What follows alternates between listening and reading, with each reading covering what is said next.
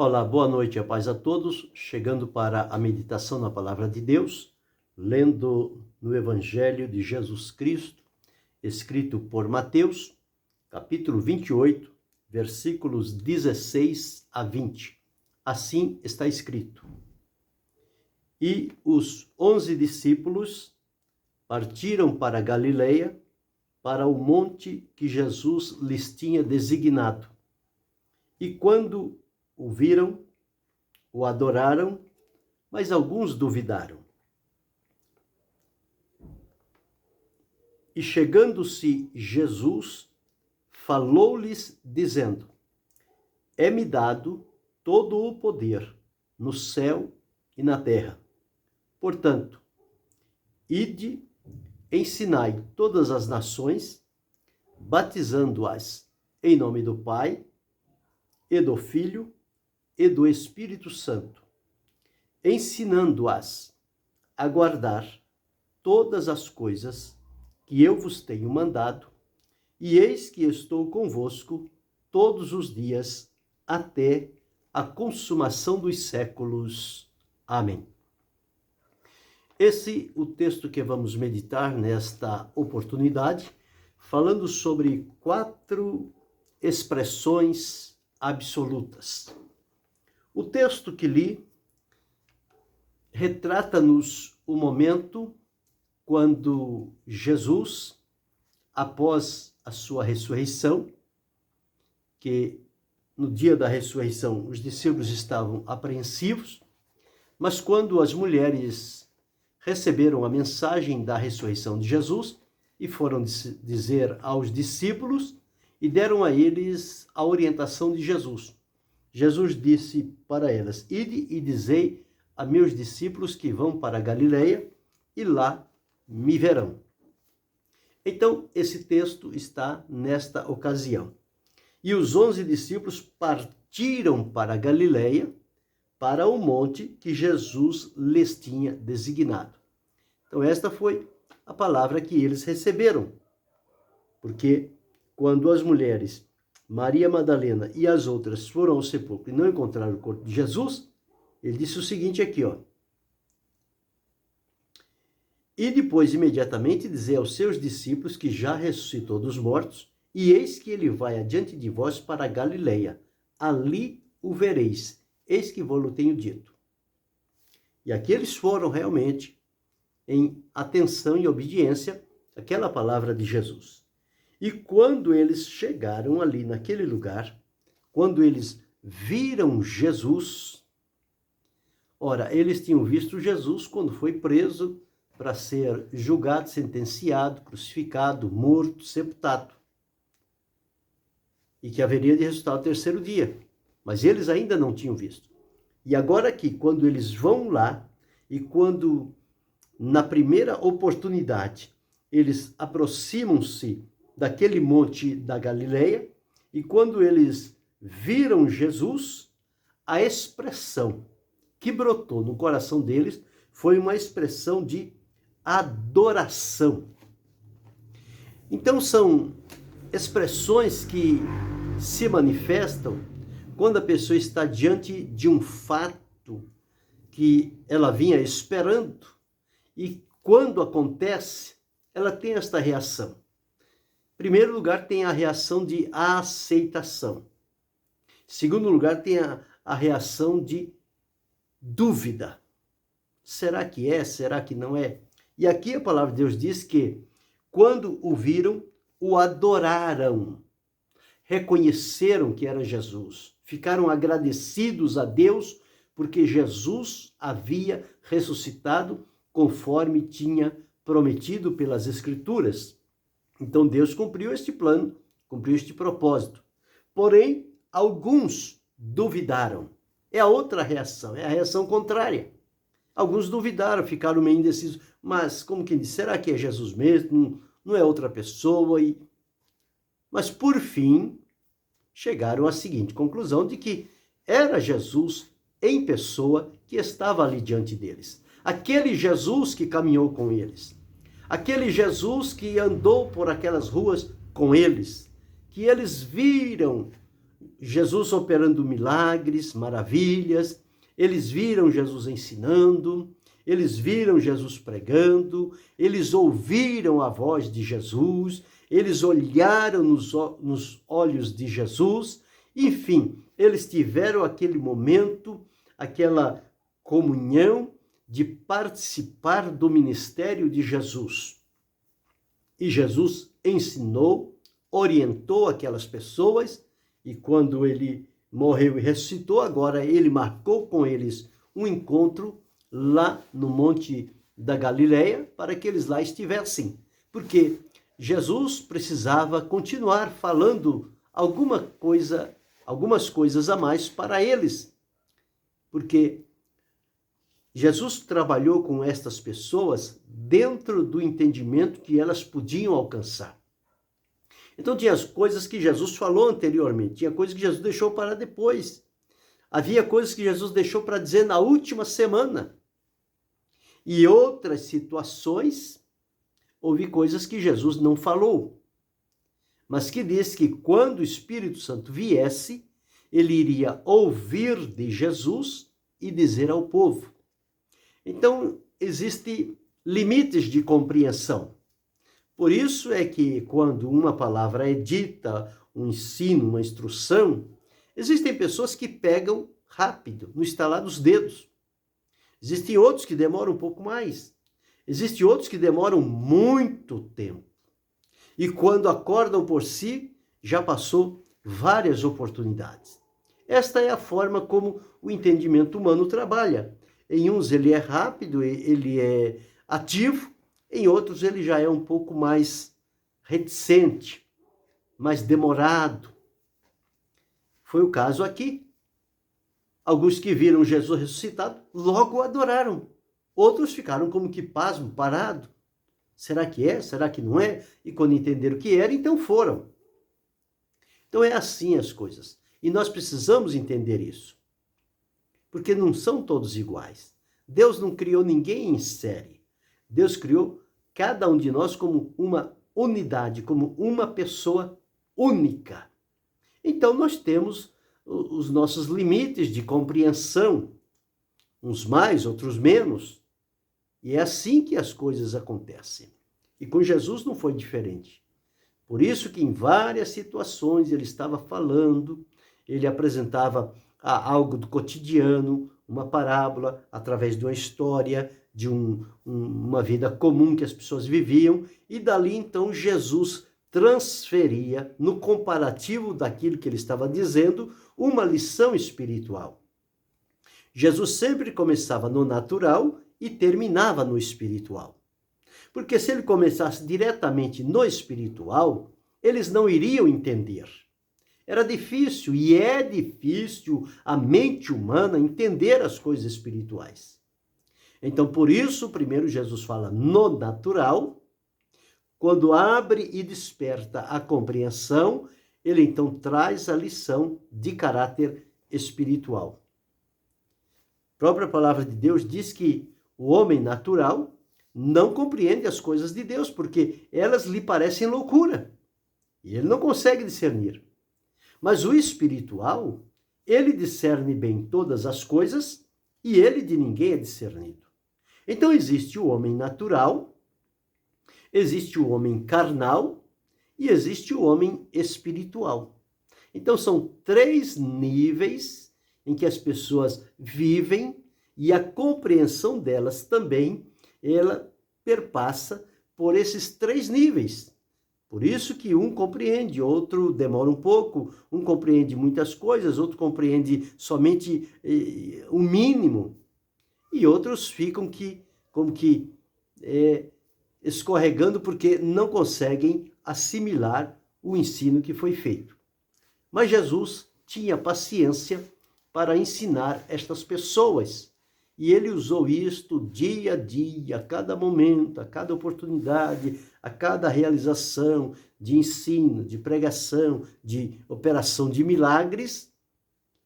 Demonstrava diante deles, Jesus usou o método de primeiro fazer e depois ensinar, que isso também facilitaria muito, melhor do que chamar eles, dar a lição e depois demonstrar.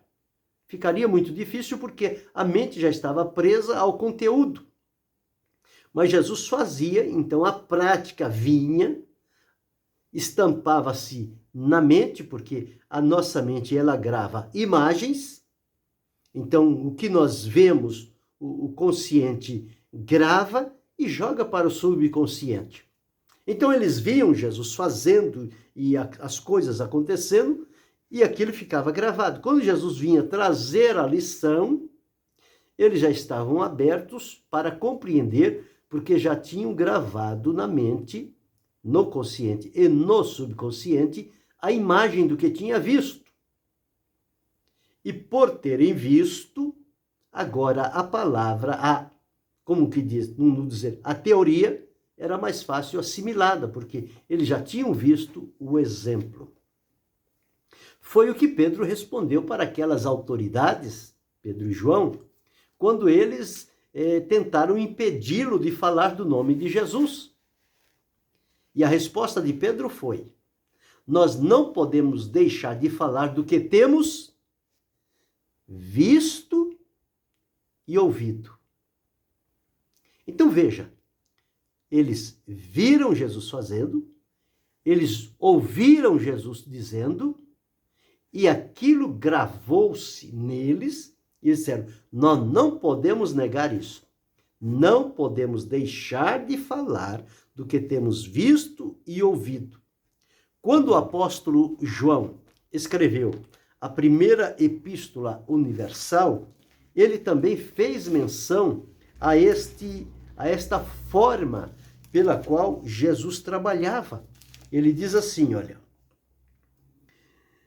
o que era desde o princípio, o que ouvimos, o que vimos com os nossos olhos, o que temos contemplado, e as nossas mãos tocaram da palavra da vida. No versículo 5 ele diz: esta é a mensagem que dele ouvimos e vos anunciamos. Então, em primeiro lugar, quando a pessoa vê, grava-se a imagem. Quando a pessoa ouve, alia-se o ensino com aquela imagem que foi gravada na mente. E era assim que Jesus trabalhava. Então, por isso, quando eles viram Jesus ressuscitado, uns adoraram de pronto, de imediato. Por quê? Já estava apurado no consciente deles a pessoa de Jesus. Outros ficaram meio na dúvida, mas entendemos que depois devem ter se rendido a Jesus. E quando eles fizeram isto, Jesus observou a reação deles, parece que esperou um momento para que as reações dos seus discípulos se manifestassem. Quando ele entendeu que aquele primeiro momento já tinha passado, então Jesus agora vai ao ponto principal pelo qual os tinha chamado àquele monte na Galileia. Ide a Galileia e lá me verão. Como quem diz: eu tenho ainda alguma coisa a dizer aos meus discípulos e vou dizer a eles lá na Galileia. Portanto, avise-os que eles se dirijam para a Galileia e lá eles me verão. E certamente também ouvirão o que Jesus tem a dizer. Passado aquele primeiro momento, então Jesus agora começa a falar. Diz o seguinte, versículo 18. E chegando-se Jesus aproxima-se agora deles, traz para mais perto de si os discípulos, porque Jesus não é aquele que fica distante, que fica ao longe. Os discípulos, às vezes, servem a Jesus de longe. Mas Jesus nunca se apresenta de longe para os seus discípulos. Jesus sempre está perto, sempre está próximo. Nós sempre estamos no alcance da mão de Jesus.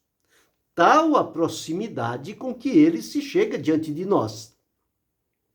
E quando nós entendemos isso, nós ficamos agradecidos, porque se não fosse a proximidade de Jesus diante de Pedro, quando ele pediu a Jesus que vinha caminhando sobre as águas: se és tu, manda-me ter contigo. Jesus disse: vem, ele foi. E quando ele olhou para as ondas, ele temeu e quase afundou-se e pediu socorro. Se Pedro não estivesse ao alcance da mão de Jesus, ele teria afogado. Mas Jesus estendeu a mão e segurou-o e disse: homem de pouca fé, por que temeste?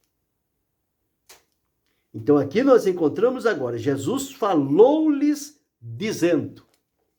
Aquela voz de Jesus era familiar dos discípulos, era uma voz conhecida, era uma voz que quando Jesus começava a falar, tocava a fundo o coração deles. Oh, se nós soubéssemos falar como Jesus falava, se nós soubéssemos pregar como Jesus pregava, se nós soubéssemos ensinar como Jesus ensinava, quantos resultados favoráveis seriam acrescentados ao reino de Deus.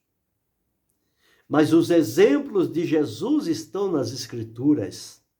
E nós podemos analisar e observar em cada ponto, em cada oportunidade, cada ensino, cada pregação, cada milagre de Jesus, o resultado, a reação das pessoas, como é que eles estavam.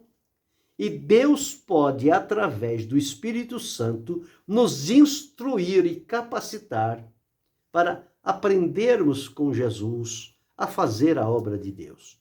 Jesus disse: eu dei-vos o exemplo, para que assim como eu fiz, vocês façam também, em todos os sentidos. Jesus deixou o exemplo da pregação, Jesus deixou o exemplo do ensino, Jesus deixou o exemplo da operação de milagres. Jesus deixou estes exemplos para que nós possamos aprender com eles.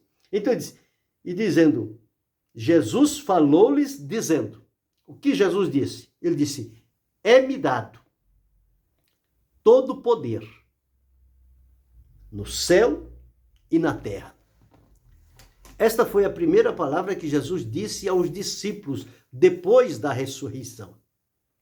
Porque ao concluir, ao completar a obra que Deus lhe havia determinado, ele colocou-se à disposição. E Deus, então, deu a ele todo o poder. O Pai deu ao Filho o poder. O poder pertence a Deus. A própria Escritura diz: uma coisa disse Deus 2 vezes a ouvir, que o poder pertence a Deus. Agora, o poder que pertence a Deus não é um poder qualquer, é o poder soberano, é todo o poder. As pessoas e o próprio adversário, às vezes, julgam-se detentores de poder, mas eles não têm poder. O que eles têm é uma autorização, uma delegação de Deus, uma permissão em determinadas situações. Porém, o poder em absoluto, só Deus tem. Por isso eu disse aqui, 4 expressões absolutas. Aqui está a primeira expressão absoluta dita por Jesus. Ele disse: é-me dado todo o poder no céu e na terra. Então, nos céus e na terra. Então, não há nenhum lugar ou pessoa, seja nos céus, seja na terra, que não esteja subjugada ao poder de Jesus. Porque ele disse: todo poder me foi entregue por meu Pai. É-me dado todo o poder. Foi dado a ele. O Pai deu. Filho, o poder está aí. O poder é teu. Então ele agora traz esta mensagem aos discípulos, dizendo que com ele está o poder. E a palavra de Deus nos afirma, lá no Evangelho de Lucas, por ocasião de Jesus, depois do batismo, entrar na sinagoga de Nazaré e fazer lá a leitura e a exposição do ensinamento daquela oportunidade, ele próprio, referindo-se a si, trouxe à lembrança a profecia dita por Isaías, que diz assim: O Espírito do Senhor é sobre mim, porque me ungiu para evangelizar os pobres, enviou-me a curar os quebrantados do coração, a apregoar liberdade aos cativos e dar vista aos cegos, e a pôr em liberdade os oprimidos, e anunciar o ano aceitável do Senhor. Então esta foi a permissão que Deus lhe deu para realizar a obra tão importante que ele veio fazer. Concluindo e completando esta obra, Deus agora dá a ele todo o poder. E ele tem ciência disso e partilha isso com os seus discípulos, dizendo: é-me dado todo o poder. E quando ele ressuscitou, diz a palavra de Deus, que Deus lhe deu um nome, soberano, soberanamente. Deus deu a ele um nome, para que ao nome de Jesus se dobre todo joelho dos que estão no céu, na terra e debaixo da terra, e toda língua confesse que Jesus Cristo é o Senhor, para a glória de Deus Pai. O que isso estava evidenciando? Isto estava evidenciando que o Pai deu todo o poder ao Filho, e que agora a humanidade inteira, criados por Deus, tantos do céu, da terra e debaixo da terra, haveriam de professar o nome de Jesus e dobrar diante dele os joelhos, reconhecendo o poder que está em Jesus, poder que ele recebeu do Pai.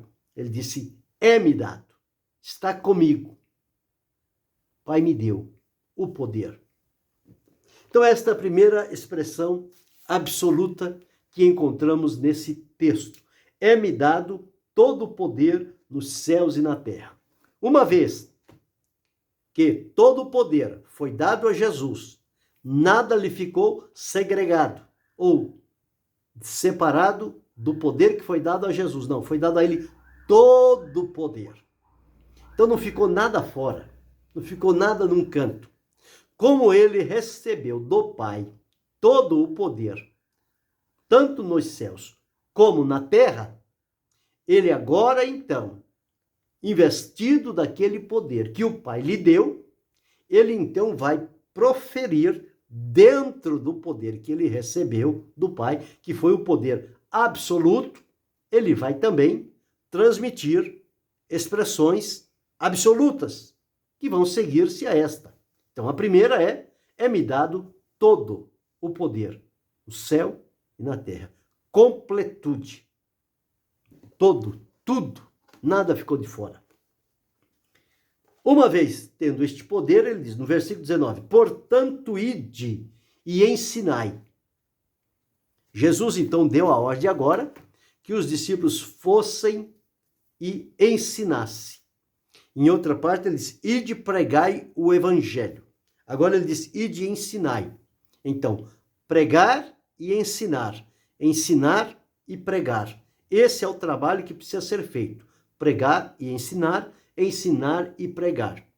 Ao fazer isto, como resultado do ensino e da pregação, vêm os sinais que aconteceriam, que foram prometidos por Jesus.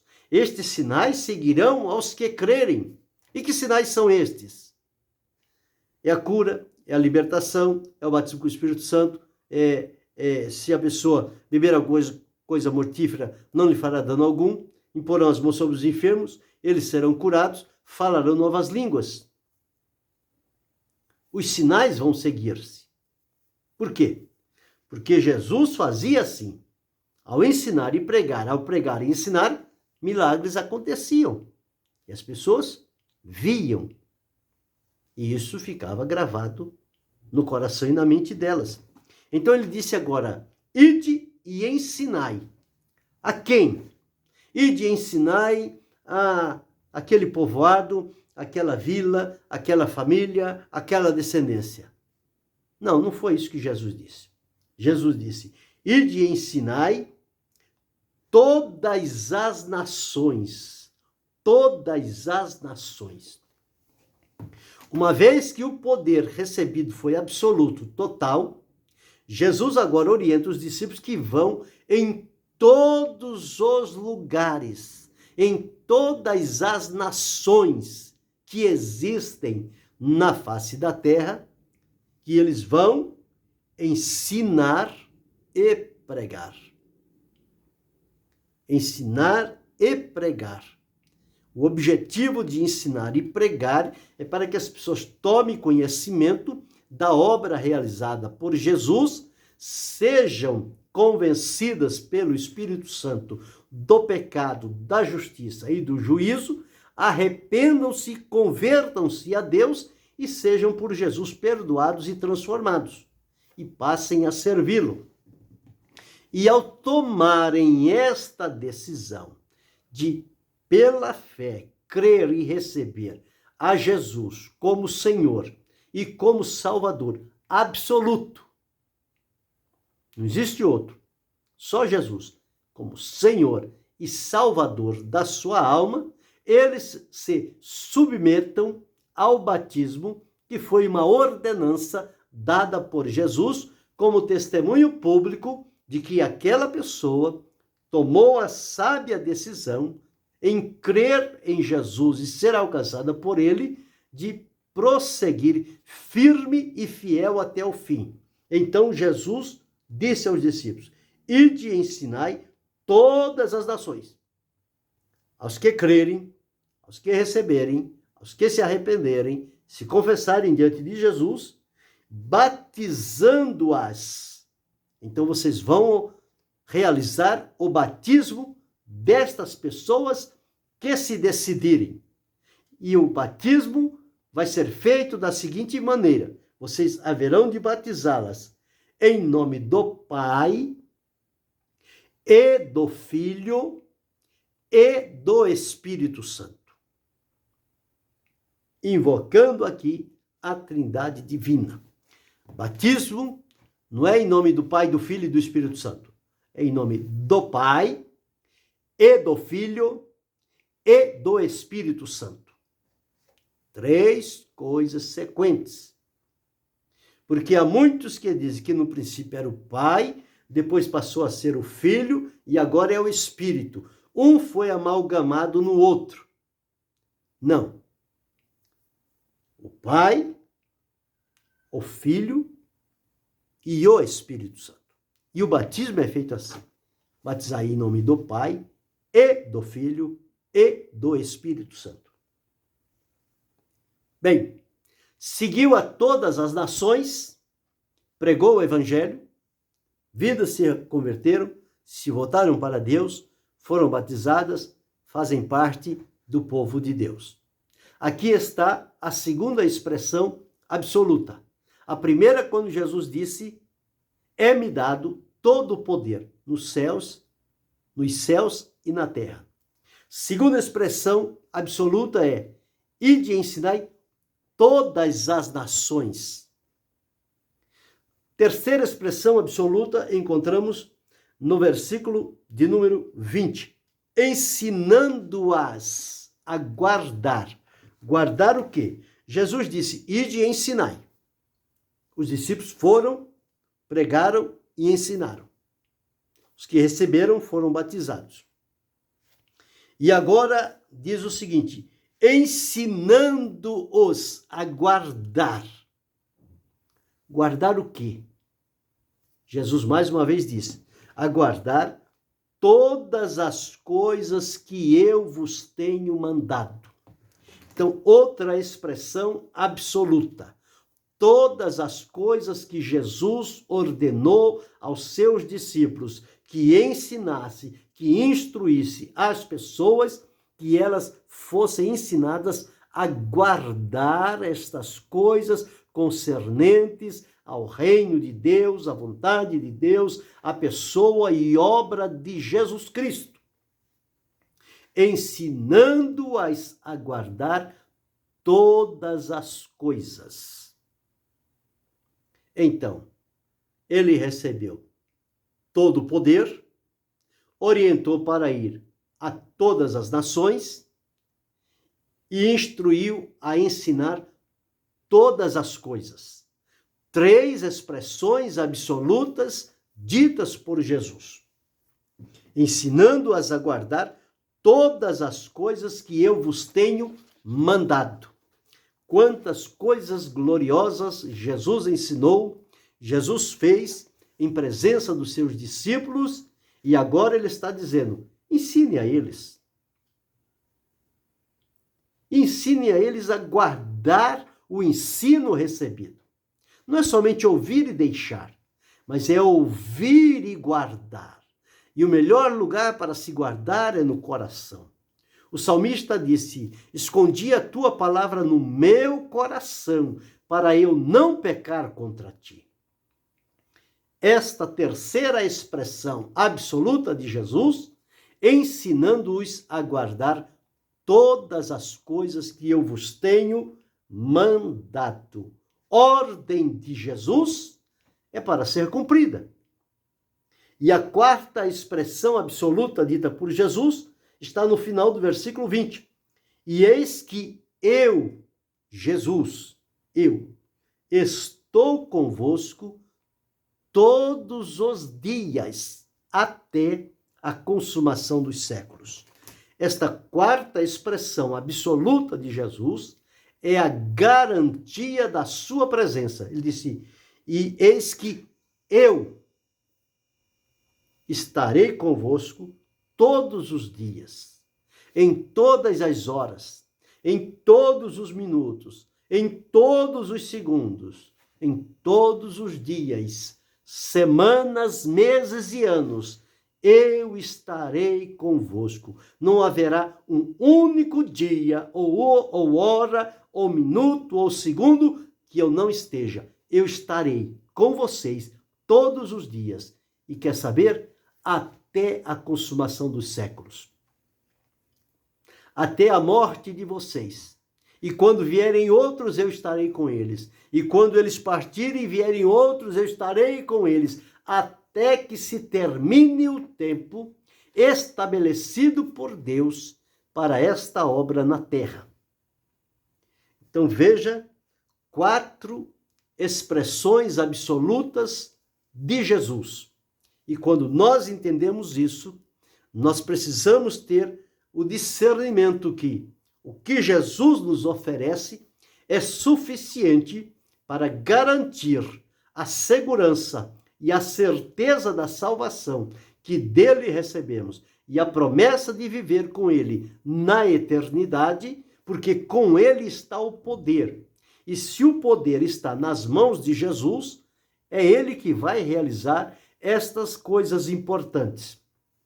Então, para trazer a lembrança, as 4 expressões absolutas ditas por Jesus. A primeira delas, Jesus disse: é-me dado todo o poder. A segunda expressão absoluta, Jesus disse: ide e ensinai todas as nações. Não deixe uma sequer de fora. A terceira expressão absoluta de Jesus é: ensinando-os a guardar todas as coisas que eu vos tenho mandado. Então, todo o poder, todas as nações, todas as coisas. E a quarta e última expressão absoluta de Jesus, ele disse: e eis que eu estou convosco todos os dias, até a consumação dos séculos. Esta garantia maravilhosa de Jesus para com a nossa vida, para o desenvolvimento da sua obra, a nossa ocupação no trabalho que Deus confiou a cada um de nós, nós podemos fazê-lo com garantia, com coragem, porque o poder emana de Jesus, a ordem recebemos dele para ir a todas as nações, a todas as pessoas, o ensino recebemos de Jesus, está registrado na Escritura, onde podemos aqui também extrair ensinos do Senhor Jesus e, com isto, ensinar as pessoas. E também que elas devem guardar tudo aquilo quanto é ensinado à luz da palavra de Deus. e a promessa de que Jesus estará presente sempre. Ora, a presença de Jesus em nós e conosco dá-nos uma segurança e uma garantia de nós não temermos a nada nem a ninguém, porque conosco está Jesus. E a palavra de Deus diz que os discípulos, no outro evangelho, no evangelho escrito por Marcos, evangelho de Jesus, escrito por Marcos, está escrito: e eles, tendo partido, pregaram por todas as partes, cooperando com eles o Senhor. Por quê? Porque Jesus disse: estarei convosco todos os dias. Então eles foram pregar, Jesus estava lá. Eles foram ensinar, Jesus estava lá. Eles estavam operando milagres, Jesus estava lá. Eu estou pregando, Jesus está aqui. Eu estou ensinando, Jesus está aqui. Estou operando milagre, orando, Jesus curando, libertando, batizando, Jesus está presente. Por quê? Quem salva é Jesus, quem cura é Jesus, quem batiza com o Espírito Santo é Jesus, quem vai levar para o céu é Jesus. E se Ele está conosco, com Ele está todo o poder, essa é a maior alegria que deve brotar do nosso coração e a segurança de que nós estamos no lugar certo, enraizados na pessoa de Jesus Cristo, salvos por Ele, libertos por Ele, transformados por Ele e garantidos por Ele para a vida eterna. Guardemos estas expressões absolutas e não fiquemos moribundos num canto, como que amedrontados, em dúvida, inseguros. Não. Tenha convicção, tenha certeza. Com Jesus, tudo é possível de ser realizado. Ele está conosco. Ele peleja por nós. Ele trabalha a nosso favor. Ele usa os nossos lábios para falar, os nossos olhos para ver, os nossos ouvidos para ouvir, o nosso coração para amar, as nossas mãos para abençoar. Somos o instrumento de Jesus. Deixa Jesus te usar. Deixa Jesus te direcionar. Deixa as pessoas ser abençoadas por Jesus através de você. E você será uma bênção. E o nome de Jesus continuará sendo glorificado para todo sempre. E que assim sigamos firmes, convictos, seguros e dedicados a prosseguir proclamando este maravilhoso nome de Jesus, em quem está todo o poder, nos céus e na terra. E que Deus, em Cristo Jesus, continue a abençoar-nos, não só hoje, mas para todo sempre. Amém.